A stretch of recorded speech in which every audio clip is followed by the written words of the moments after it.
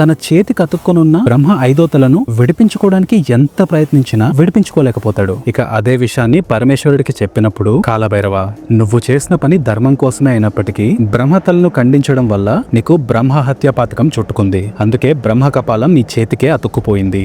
అయితే ఈ పాతకం తొలగిపోవాలి అంటే నువ్వు 14 లోకాలను సంచరించాల్సి ఉంటుంది అని చెప్పాడు. అది విన్న కాలభైరవుడు శివుడికి నమస్కరించి ఇక ఆ రోజు నుండి 12 సంవత్సరాల పాటు ఆ 14 లోకాలను సంచరిస్తూ ఎంతో మంది దేవదేవులను, గంధర్వులను, ఋషులను కలుస్తూ అతి పవిత్రమైన పుణ్యక్షేత్రాలను దర్శించుకుంటూ చిట్ట చివరిగా ఆ పరమేశ్వరుడే భూమి మీద తన స్వహస్తాలతో నిర్మించిన కాశీ నగరంలో అడుగు పెడతాడు. అంతే, ఒక్కసారిగా ఆకాశంలో ఉరుములు మెరుపులతో వర్షం మొదలయ్యి తన చేతికున్న బ్రహ్మ కపాలం నేలపై పడి బూడిదలా మారిపోతుంది. కాలభైరవుడు అసలు ఏం జరుగుతుందా అని ఆశ్చర్యపోతున్నప్పుడే తన ఎదురుగా పరమేశ్వరుడు ప్రత్యక్షమయ్యి, కాలభైరవ, ధర్మాన్ని నిలబెట్టడానికి జన్మించిన నీవు బ్రహ్మ హత్య పాతకాన్ని తొలగించుకోవడానికి ఇన్ని సంవత్సరాల పాటు 14 లోకాలు సంచరించావు. అందుకే ఈ క్షణం నుండి అవిముక్త క్షేత్రంగా పిలువబడే ఈ కాశీ నగరానికి నిన్ను నేను క్షేత్ర పాలకుడిగా నియమిస్తున్నాను. నీ అనుమతి లేనిదే ఆ యమధర్మరాజు కూడా ఈ కాశీలో ప్రవేశించలేడు. తరాలు మారినా, యుగాలు మారినా ఈ క్షేత్రంలో జరిగే పూజ